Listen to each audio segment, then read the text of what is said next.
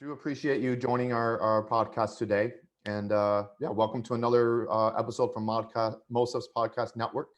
For us, we provide actionable insights for API product managers and other API professionals.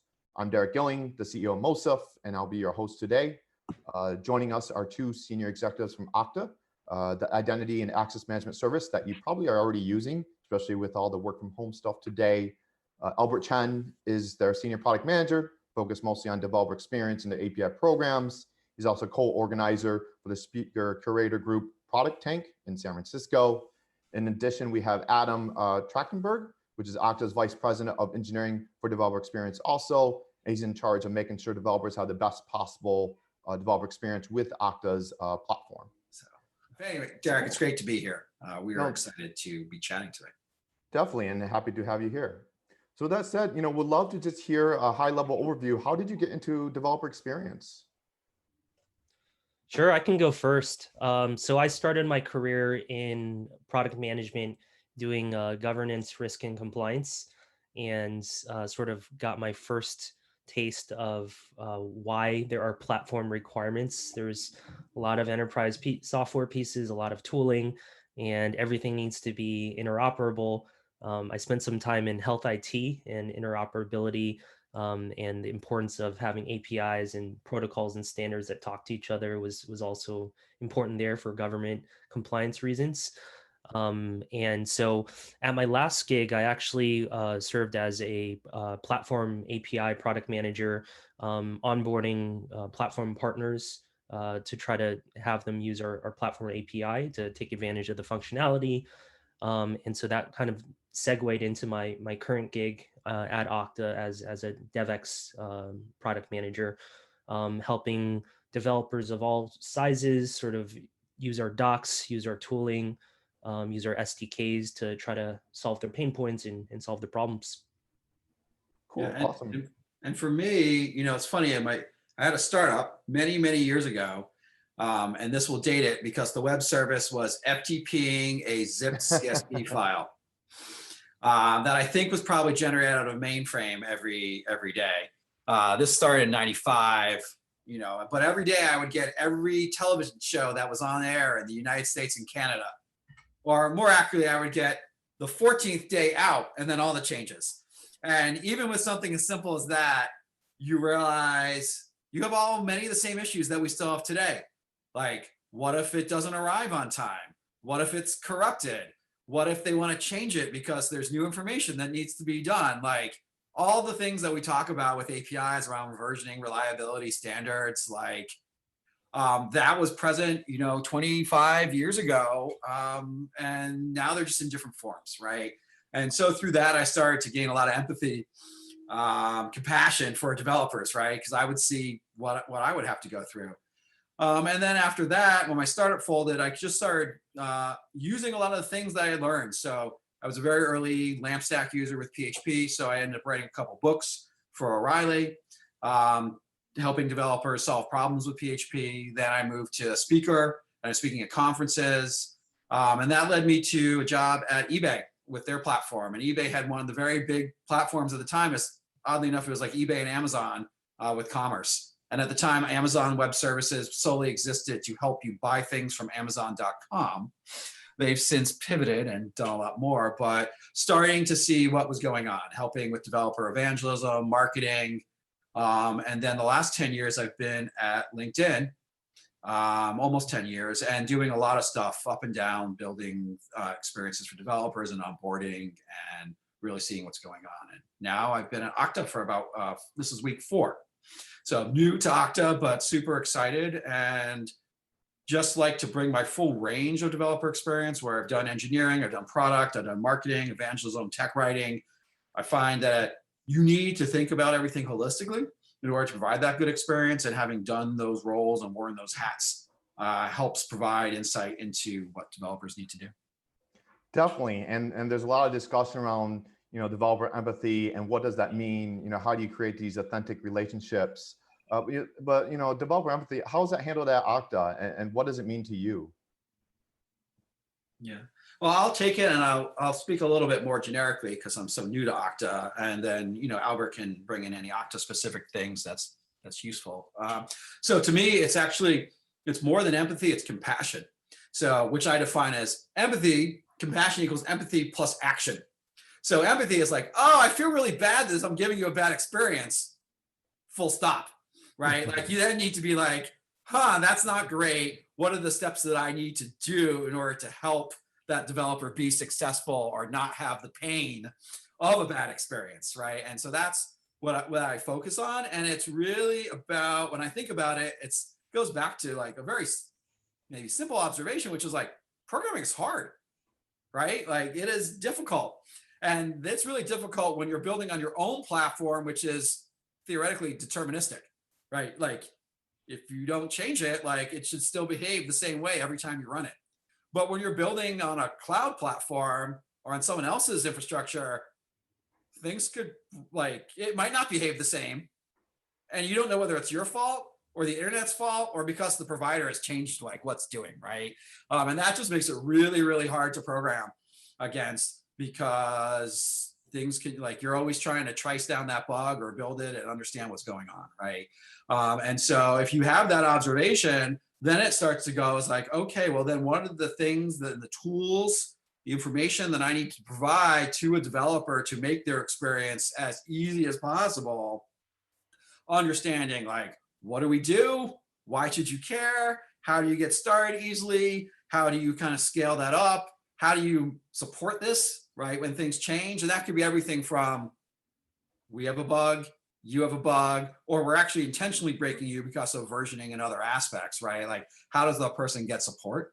Then honestly, the hardest part that no one thinks about is, what are you shutting down an API, right? Like actually end of lifing. So I think that I try to take very much what's the life cycle of our platform? And then what's the life cycle of the developer's app?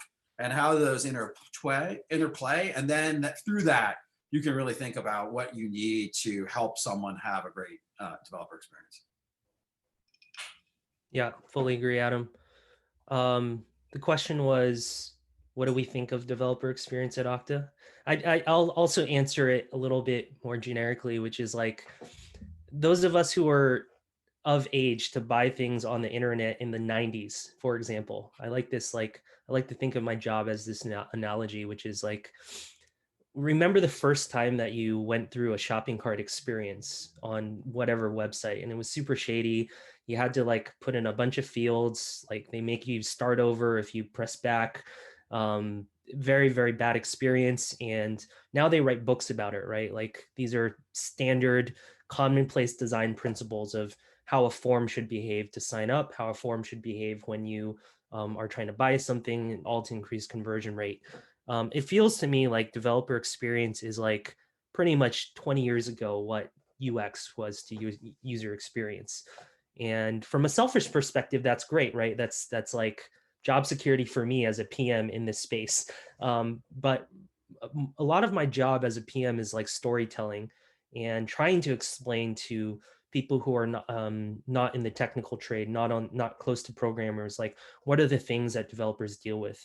And I feel like a lot of the stories that I tell are just rationalizing to other people, other stakeholders, like, yes, their experience does matter. Yes, they are technical, but an API or a CLI is also an interface, right? The I means interface, and that interface needs to be sleek and elegant and smooth and have no friction, just like any other experience on the web would be. So I feel like what developer experience for me is being able to tell the story of the pain points that devs hit and draw parallels to how people view standard UX that we take as table stakes in the consumer world. Awesome. No, it's really great to see, taking more of a customer experience level, but applying it to the developer side. When it comes to developer experience, there's so many different roles, that touches it. Everything from developer relations, developer experience engineers, you have API product management, but sometimes it's ambiguous. It's still a new and developing area. What does this mean to you? How do you actually separate between these different roles and organize developer experience teams at Okta? Well, at Okta, we have developer experience as what we call a sphere. A sphere is just our internal term for a collection of Scrum teams. What we like to say is developer experience is like the center of excellence for things that we should do as a developer-friendly, developer-first platform and company. But I would contend there's no such thing as like an API product manager. Like every product manager, most product managers for most features and functions have to be thinking about APIs right from the get-go, from when they're writing their PRD or one pager to when they're executing to when they're measuring success of a feature and then sort of looping the feedback cycle back into the product and back into the roadmap. So at Okta, we have a variety of developer experience engineering teams. We also have a developer relations or evangelism team that goes out to conferences, talks about the new tools, and shows awesome new ways to build on top of the platform. We have a support team and various go-to-market functions, all dedicated to DevEx. So it is a huge priority for Okta. Awesome. Yeah. And Adam, you have anything you want to add to that? No, like I mean, as I said, I think Albert nailed it. I think the key piece is, you know, I liked what he said before about how like all product managers are API product managers, right? If you have just a group that's like appending an API on top of your product experience, it will not really be a first-class citizen, and then that will create a subpar developer experience. This was a long time ago when I was at eBay. This was like I left in 2010, but around that point, like more listings were being posted via the API than on the website, right? Some of those were first-party tools that eBay wrote, and some of them were external tools. And so at some point, you would have conversations with product managers to be like, how are you thinking about the APIs? And then some would be at different stages of their API maturity. They'd be like, oh, I'll get to that. I was like, well, you know, you'll never get to greater than 50% adoption unless you have an API. Logically, you should build the API first and then the web components, because that would actually give you a greater market. And people are like, what? Like, you know, because not everyone had kind of come along with that, right? But as that happened, we started to have a shift in terms of how people thought about the importance of APIs. And this was, as I said, more than 10 years ago. And you've seen that continue to go in a lot of companies over time. No, really agree with that, especially with you know, everyone that's a product manager has to think about these APIs as first-class citizens. It's not just delegating it to a single team or anything. It's more of a company-wide culture. Yeah, we used to talk about how like people used to have mobile PMs. And then at some point, people were like, wait, we have more traffic via our mobile app than we do our desktop app. Wait, everything's backwards, right? Everyone had to become a mobile PM. And I think kind of like Albert talking about that transition of like user experience, developer experience. It's like, right, like we no longer have mobile PMs. We just have product managers. Like as this continues to evolve, you won't have API PMs. You'll just have product managers, and that will be expected. Or other engineering teams, right? Not just product. That will just be expected of like how companies do business on the web. I love that analogy. I don't think on LinkedIn there's a mobile PM role anymore. It's just you have to just know mobile. Right. And but I remember when I started, there was a mobile team, and they built the mobile app on our APIs, and there was a mobile PM who was building it. And then at some point, someone's like, wait, we can see the trend. It goes the same way. Like we will get more than half of our traffic from mobile. At which point, someone like we're all literally like product and engineering are like asking ourselves a question to be like, wait, if we have this huge team that's for the minority and then the small team that's for the majority of traffic, like, isn't that like inverted? Like, what does it mean to have this, right? And then the company just had to think differently about how they do business, right? And then there are similar awakenings, I think, a lot of companies around how they think about APIs and how that means for them to do business and build products on the web. Right. Yeah, it's a tough shift for company leadership, right? Because I get it. If from a leadership perspective, if you want to be like, hey, we need to do better with our APIs, it's easier for you to say like, let me just quarantine those responsibilities and pain points to one team. Like you are the API team, you are the platform team. The problem is like, what's the rest of the entire product engineering org doing? Like anytime a Scrum team churns out a new endpoint or updates anything about the platform functionality, is it then the role of the one team to go be reactive and fix things after the fact? And for many startups, that's like a luxury that can't be afforded. You don't have bandwidth in your roadmap to just take a quarter off to fill in missing public APIs or update docs that you didn't do when it was released.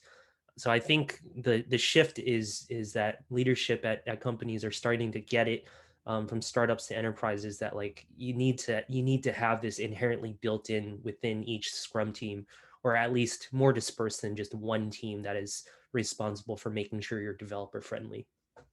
Definitely. And speaking to, your product roadmap a little more, how do you prioritize different, API features when it comes to API? There's so many different things, SDKs for different languages, onboarding flows and other things. Is there a process that you have in place for this?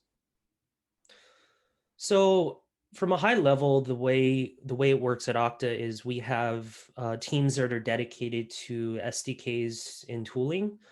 That's, call it 10 plus different roadmaps for the various languages that we need to support for authentication and management of resources, all of those SDKs. A large part of their job is actually removing the need to understand every API.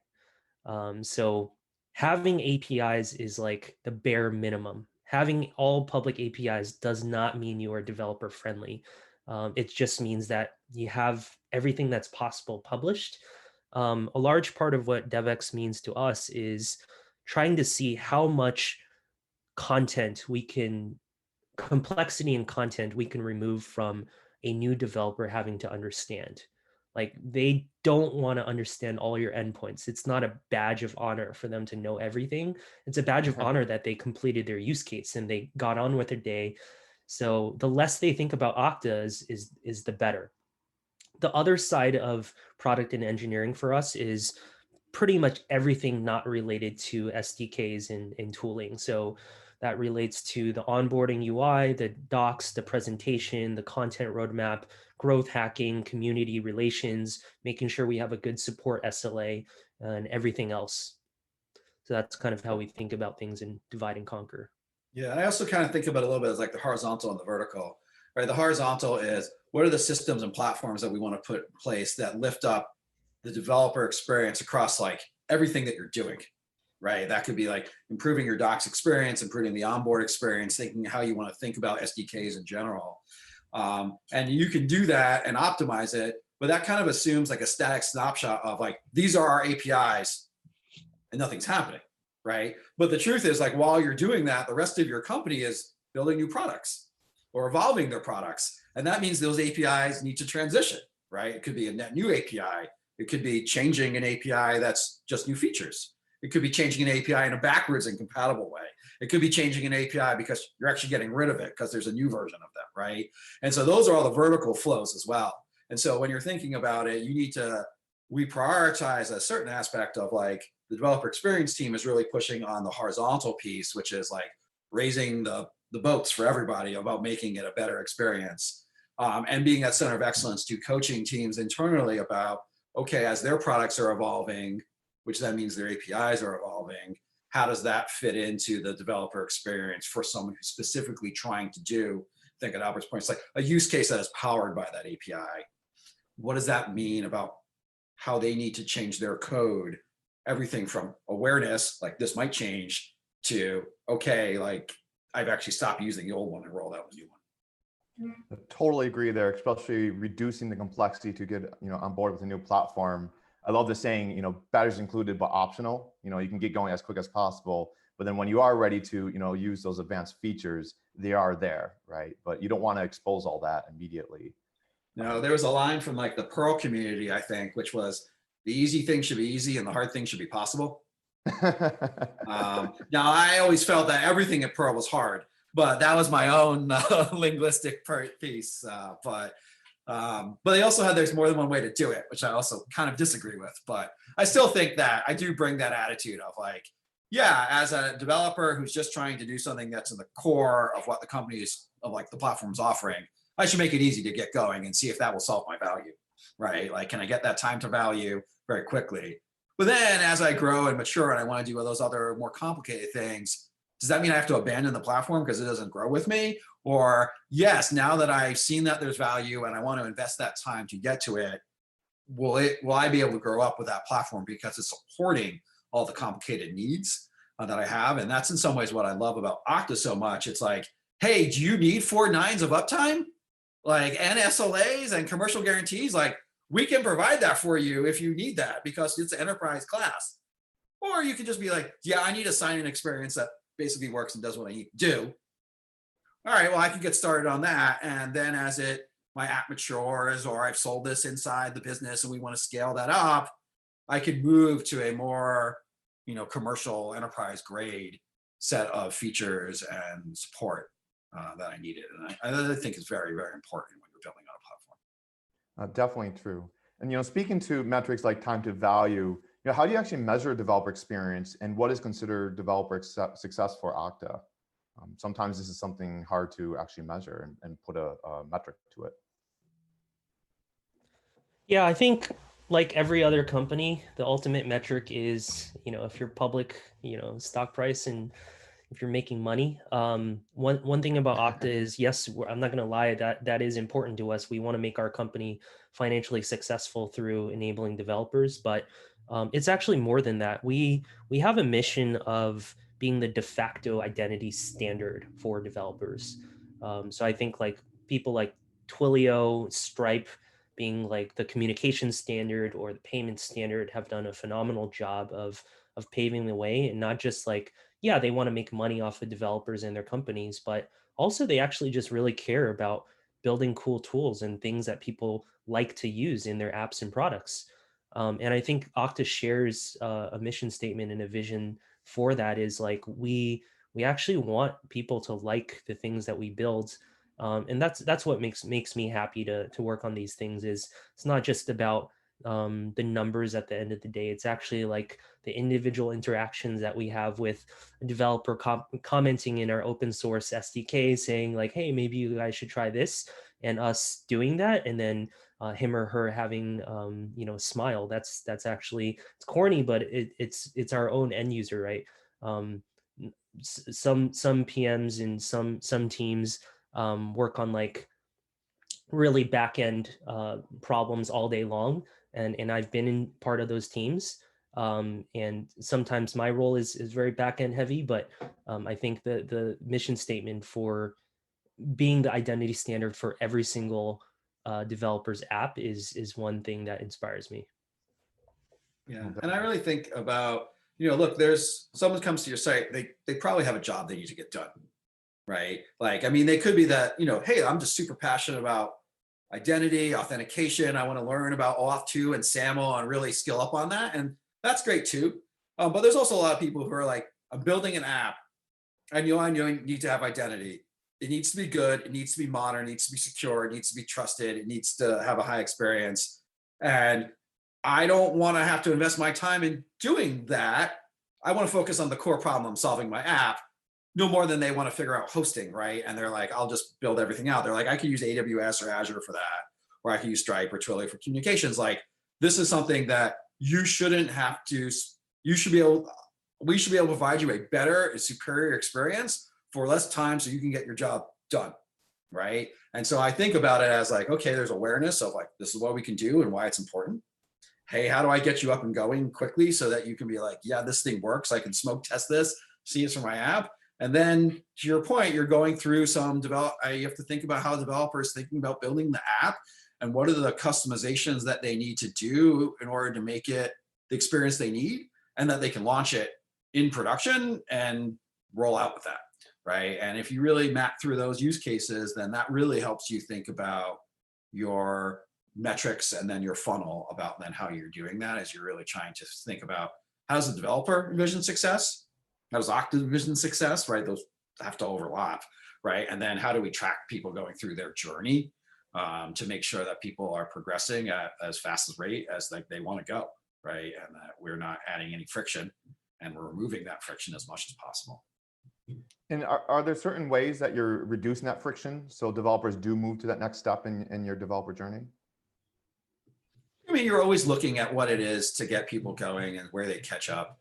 It could be simple things, right? Just as like, instead of saying like, oh, and then these are the pieces you need to configure your app, and you realize they're on 3 screens, and then someone has to go 3 screens, like, could you put them on 1 screen, right? Or then even like, wait, why do they even have to go there? Could we automatically configure the samples and the SDKs to like pre-populate with that data, right?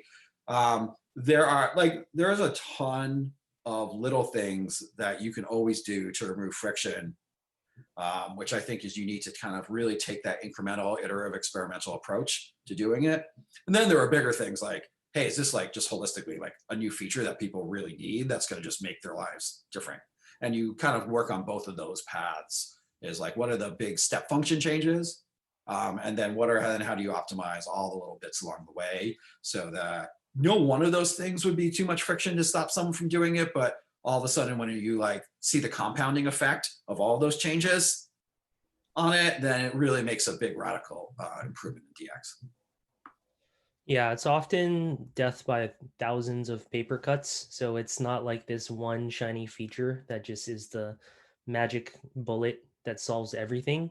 I think it's important to take the funnel very seriously and have very crisp entrance and exit criteria for each funnel stage. So if you have a roadmap item dedicated towards sign up, after you make the change, you better be able to look at your funnel stats for sign up and know exactly how that impacted or didn't impact the change. And just be honest, like you could have a hypothesis if we make this update to sign up and onboarding better, that we're going to see more devs activate. And if it doesn't, it's just important not to like ignore it, but to dive in deep, investigate, see why your hypothesis was not correct, see what tweaks you can make, and what's the next step. So pretty much like every other PM for any other use case, developer or non-developer related. Yeah, we like to think about developer products are products, yeah. Right? So the same mentality that you bring to bring any product to market, you need to bring that same mentality. There may be even more complications because of who this audience is, and that often the developer is like an intermediary, like they're building something for somebody else. So it's like a channel product versus like you're just giving it direct to the person, but you need every skill that you need just to build a regular product and more.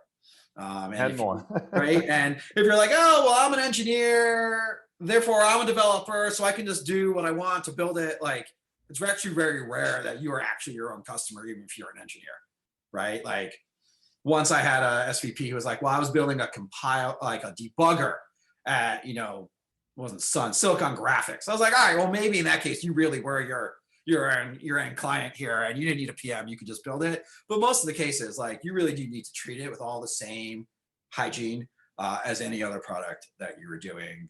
And as I said, in fact, more, because they are very complicated products. Definitely a great point there. It's easy to throw a bunch of engineers on a product problem without really thinking it from a customer experience and empathy level. But once these developers get integrated, what's next? How do you actually support them, make sure they're happy? There's a lot of talk about developer love and making sure that you can get these folks to be happy about your product. Yeah, so I mean, there's a lot of vectors for feedback. The one vector for feedback that developers don't have is a lot of time on the phone. They don't want to talk to you on the phone. They don't want to schedule a call to chat about their feelings, unless you're like recruiting them for a paid engagement on the side. So for example, we have our dev forum, we monitor Stack Overflow, we have in product tooling, we use Pendo to sort of solicit feedback at appropriate times. We have a way to provide feedback on our dev docs. People can actually submit a GitHub pull request if they want to make a change themselves. And obviously all of our SDKs and tools are open source, so people can send us issues. So all of that goes into consideration and into road mapping process. So we have various teams in charge of all of those channels, and we try to pull them all together so we can have sort of a bird's eye view of what's going on. Yeah, and then I think simultaneously, it's a little snarky to say so, but like a developer love could also be like, someone came in, they figured out that we solved the problem that they need to solve, they were able to solve it, and they've moved on with their lives, and they still need to check with Okta as like new features come and other stuff, but like they don't have to spend a ton of time babysitting it, right? Like, I think we've all built on platforms where you're like, oh, that thing broke again, or they had a backwards incompatible upgrade, or there was a blip, and then you're like stressing out all about it, right? And and then, they have to give feedback. I need to show love and please give me feedback. Tell me why this is causing pain. I think there's also like a ton of love from just like stability, right? And managing expectations so when things will change and you have notice and you're planned for that. And then the rest of the time it just works, right? Like you don't think about like the telephone or you're like, certain electricity, like it just the expectations just works. You don't need like love from your energy company, like, because it is managing like what you need it to do. And I think as we get to that, they become more of a utility of like, this is the identity utility that you have. And you can just sort of set it, integrate it, and not forget it, because as I said, like this world is always changing, right? There's always new things and new functionality that you want to take advantage of, making the signing up experience even more seamless, more secure, reducing that friction for your customers, which will matter. But you can, is you need to balance the like lots and lots of feedback, and also like I think just like building a great product that solves people's needs, so that the people who don't need to have an intimate relationship are actually perfectly fine with that. Like they're just being successful in their business, and then we're successful in our business as a result. I totally agree there. And it's funny when you think about a developer facing product, you have to think about versioning, deprecation, and these type of things. When it comes to a consumer app, I don't think I've ever worried about downloading the latest Dropbox version on my Mac and, oh my gosh, everything's going to break and my files are going to be gone or something. I mean, that just doesn't happen. How do you handle that though? Is there like a good process in place or any good tips that you can, relay to our viewers here? Yeah, I think with versioning, honestly, the biggest thing is telling people what to expect, so managing their expectations and making sure you have the right communication channel so that they're actually getting your updates. I mean, it sounds really stupid, but like I've seen a lot of times where platforms, it's like they make a change, but I didn't know, or a developer didn't know that change was coming.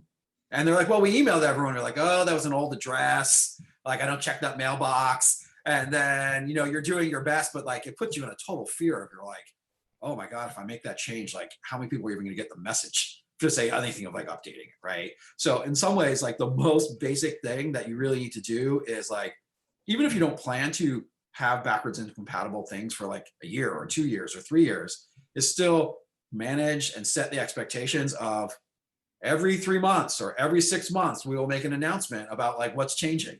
Here's how you should check it. Like, here's how we'll inform you. Or you can rely upon whatever you integrate to be stable and supported for 1 year, 2 years, right? And then people know it's like, oh, it's been a certain amount of months. I better go check to see what all those other changes were. So because I know I'm coming in the warranty, like just that basic set of information alone, I think gets you a ton of leeway, because you can do all the other best practices, but if someone doesn't know that a change was happening and then gets caught flat-footed and their app breaks, like the rest of it didn't matter. Then you can talk a lot about, semantic versioning and change, all those other good things about how to do it. But I often feel like even just nailing those basics just puts you in the right spot, because it is around communication and managing expectations. And that's what you need to do to start that type of relationship. I would just add a war story where like I was an ad tech PM and we had to deal with the Facebook marketing API, and it's versioned very well. They set expectations. There's a legacy version, there's a current version, there's an edge version.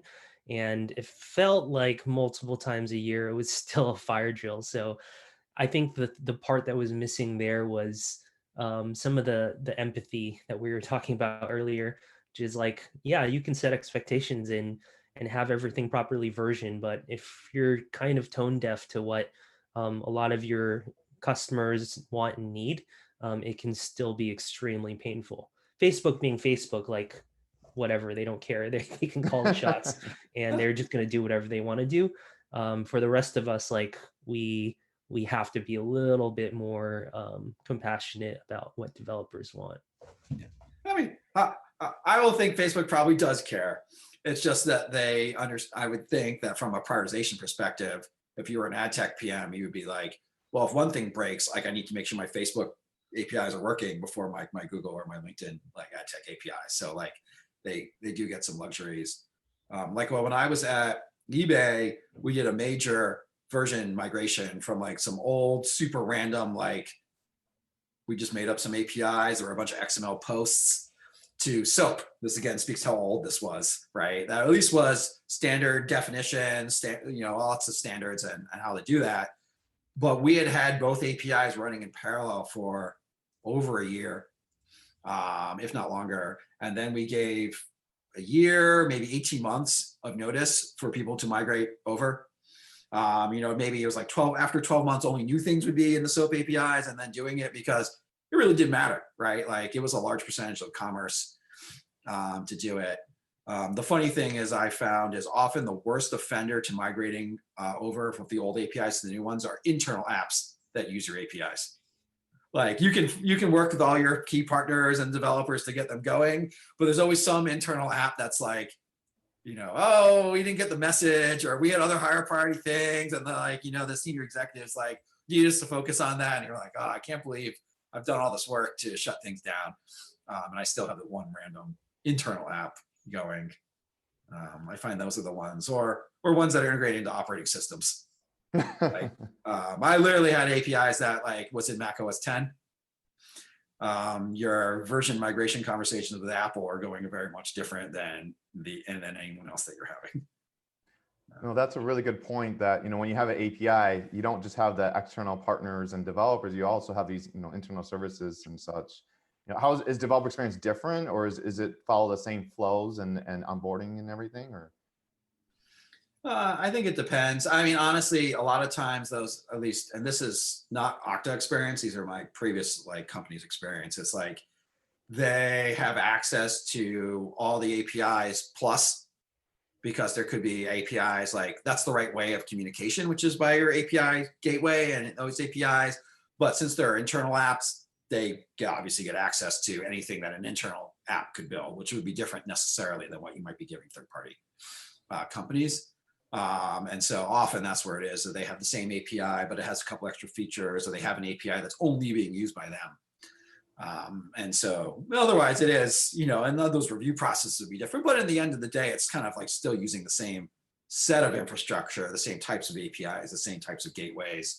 It's just that they probably have a broader expanse of what they get, and potentially different types of controls or governance or review processes that might be stronger in some areas, but weaker in others, because it's just a different, third party. I have done first party, second party, and third party APIs, and you'll have different types of ways that you need to kind of handle this. Well, definitely. And switching topics a little bit, there's a lot that's changed in the last couple of years. I know just back in 2015, I think Twilio was $500 million company. And it's crazy to see, Twilio and Okta now $30 and $40 billion companies, which is crazy to see in the last couple of years. What's next for APIs? What's on the horizon that we haven't seen yet?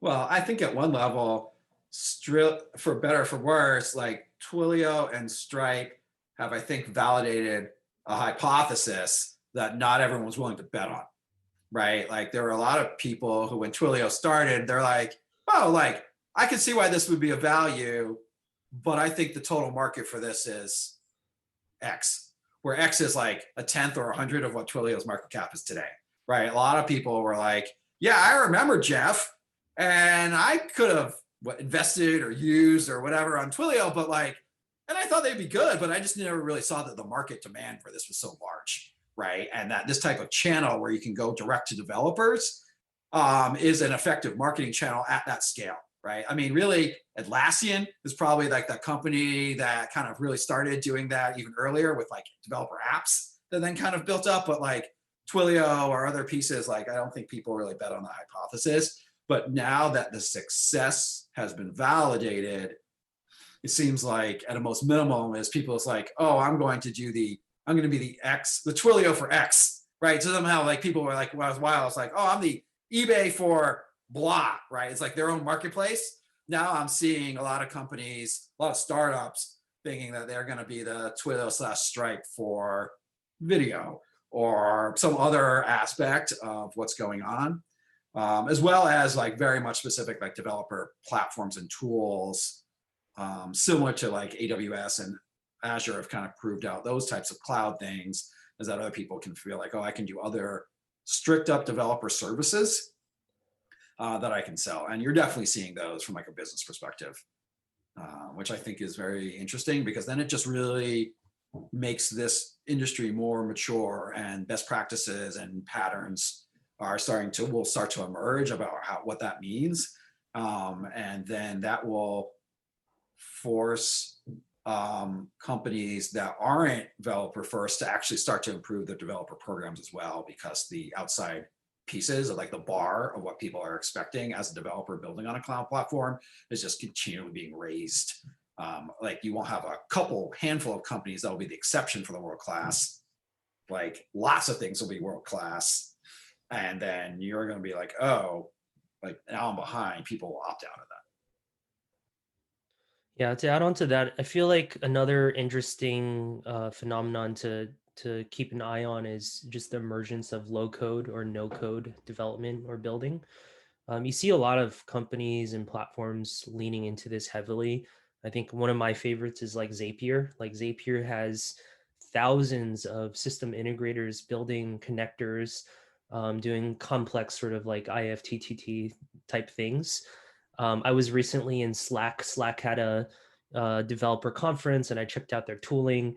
And if you want to build a Slack bot, like you don't really need to be a developer, right? Like they kind of have a WYSIWYG UI that lets you sort of drag and drop the if-then statements into their UI, and you can share it by just copy pasting the URL.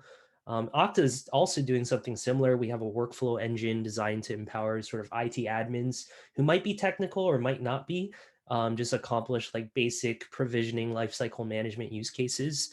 And so it feels like most companies want to be a platform. Most platforms want to be developer friendly. But it's interesting to see how the user personas are sort of morphing and changing, in that, like, yeah, maybe you don't have a computer science or programming background, but you know the basics of what a REST API does and how it works. You can see a namespace, you can see a method, a parameter, and know how to piece a few of those things together. And if you understand that, then when you see like a low code environment for building things, apps, or integrations, like actually, if you're a developer, like, do you really need to write the code, or are you just trying to get something done? So I think that's pretty interesting. I'm seeing a lot of companies invest more heavily into low code, no code tooling, and that seems to be a growing trend. Yeah, I'm definitely. I was gonna say, it's just amazing. Like maybe not everybody sees this, but like what people built out of Microsoft Excel, right? As like a very low code, no code of like, gonna do some formulas and calculations, and it gives you some graphing and other tools, and then they can do Visual Basic on top of it. And I think quote unquote real programmers laugh, but in the end of the day, you're like, there are a lot of people who solve lots of complicated business problems with Excel basically as their database and their UI data viz tool, right? That anyone could work and use and share. And that was a huge market, right? I mean, think about how much just Excel alone is actually worth, right? For Microsoft, to say nothing of like the rest of it, right? Office suite and there. And so there is that market, right? It is hard to tap because you have to have the right levels of abstraction, but Albert is super on like making it easier for people just to solve their problems. Like, heck, maybe if I'm still technical, I'm like, honestly, if I can just drag and drop it, like there's probably not going to be some compiler issue, or I'm not going to introduce a bug, right? Because like I trust my compiler to compile things right. It's kind of the same way. Like if I wire this up to do the logic that I want, I can, that's going to work, right? Like I don't have to think about it. And again, it's about making the easy things easy and the hard things possible. Maybe at some point I need to step out of that WYSIWYG and write my own custom functions or other pieces. But if I don't have to, even if I could, like maybe I don't need to, and I'll be glad to do that and just get my job done and move on with my life, so I can focus on even more and higher value to my business.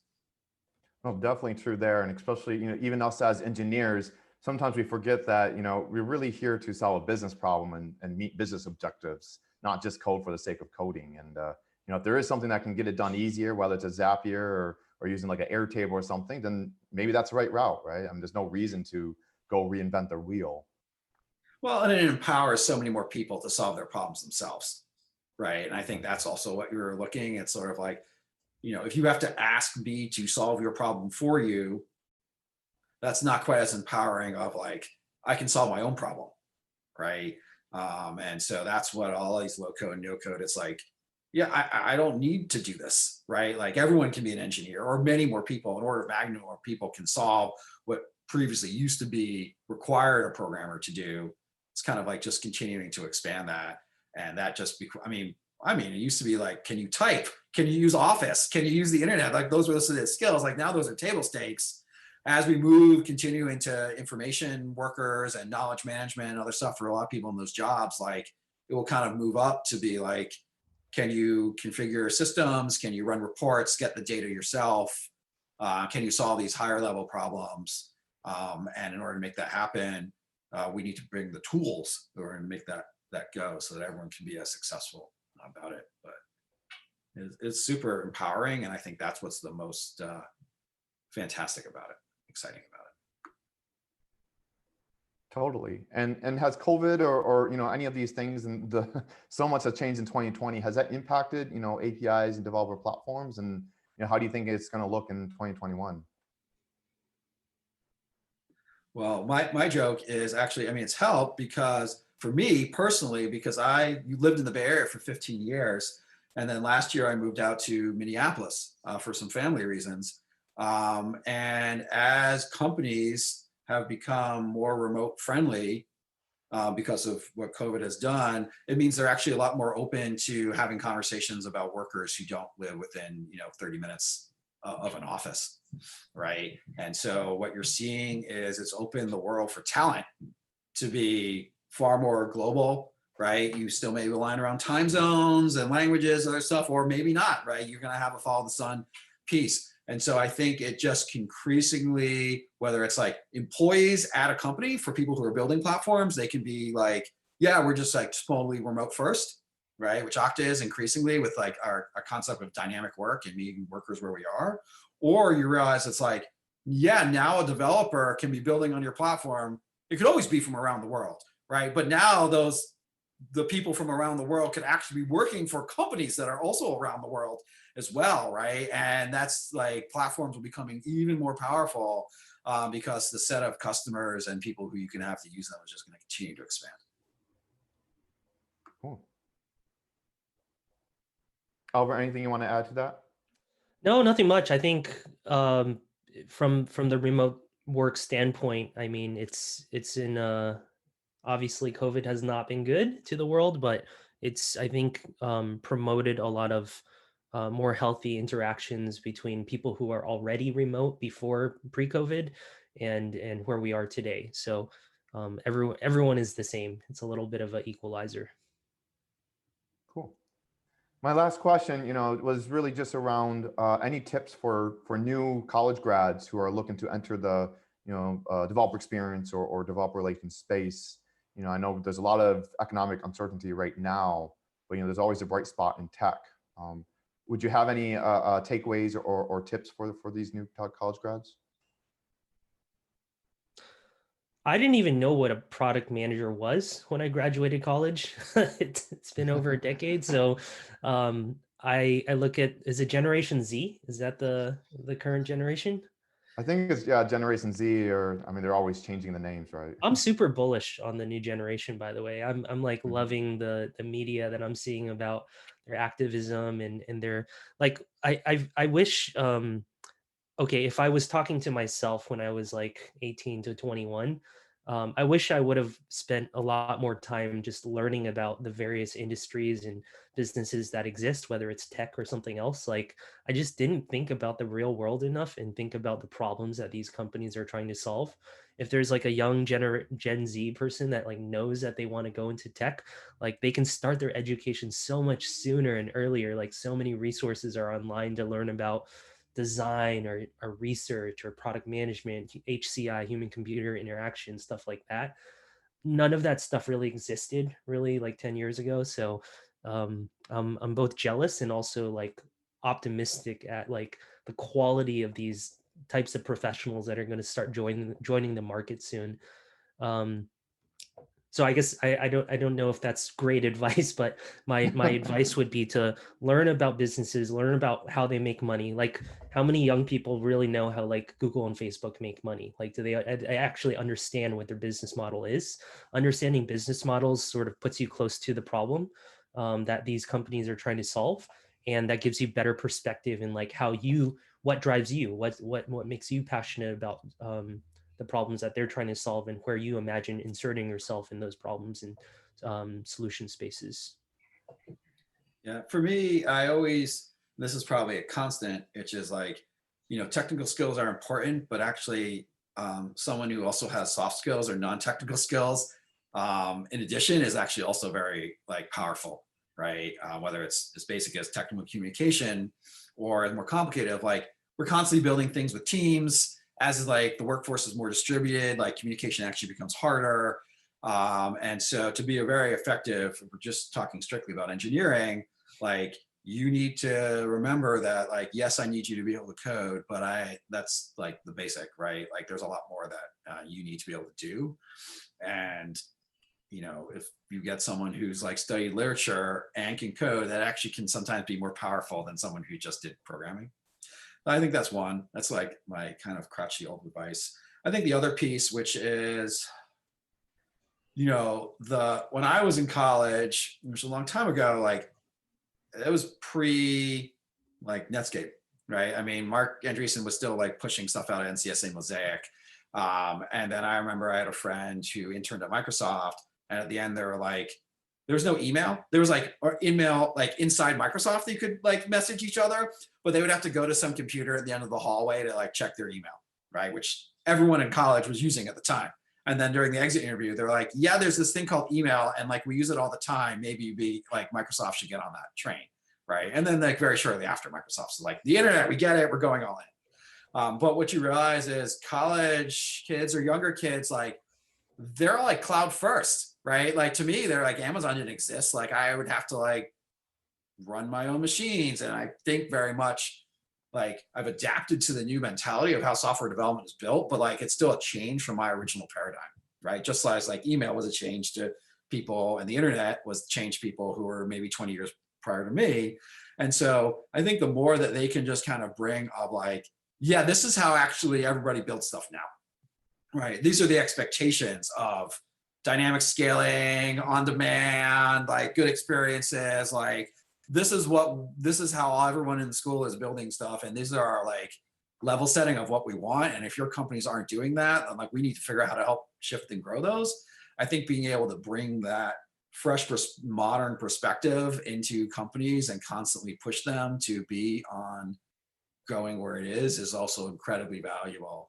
And so your ability to kind of articulate that and show how you can contribute from day one by bringing in that perspective and pushing the company in addition to gaining what the company is going to have to help you grow, that's a win-win. And so that's something to always think about, because I think if you're in it, you don't realize it's a different viewpoint, right? It just is how everyone is. Like, of course we build things that way. That's just how we build things.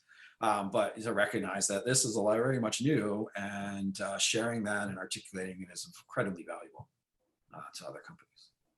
Totally agree there. And it's just interesting to see that, college kids these days, they already have access to a, Azure AWS account, creating serverless functions. And that's the only thing they know, right? I mean, and that is the way, that they are thinking going forward. And there's so much opportunity, in cloud and SaaS, just going forward as more of these, college grads enter the workplace. You bet. Well, cool. Thank you very much, Adam and Albert, for joining our podcast today. Super insightful on developer experience at Okta, and what to look for and how to think about developer success. Yeah, it was totally. Thanks for having us, guys. Appreciate it. Thank you. Thanks a lot. Bye. Bye.